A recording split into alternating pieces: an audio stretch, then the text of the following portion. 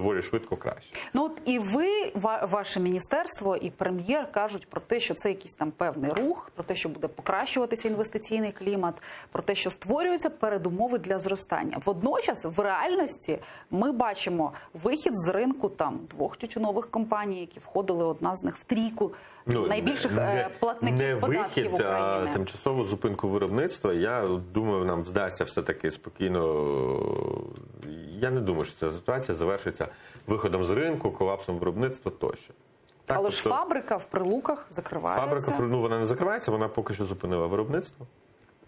Я думаю, що проблему вдасться вирішити. В принципі, це ж проблема викликана певними нормами, які були включені в один з законів. Це не уряд запровадив якісь норми, це було там на рівні вже депутатів всередині парламенту включені певні норми, які спричинили, зламали бізнес-модель цієї фабрики, там обмежили можливість їм встановлювати кінцеву ціну, так їм продавати оптовим споживачам, продавати кінцевим споживачам, і відповідно просто бізнес-модель зламали. Ну, таке, запровадили на рівному місці державне регулювання там, де воно не було потрібне. В цьому ця проблема. Так? Тобто, як ця проблема буде вирішена, в принципі, навіщо їм закривати фабрику, вона буде працювати собі далі.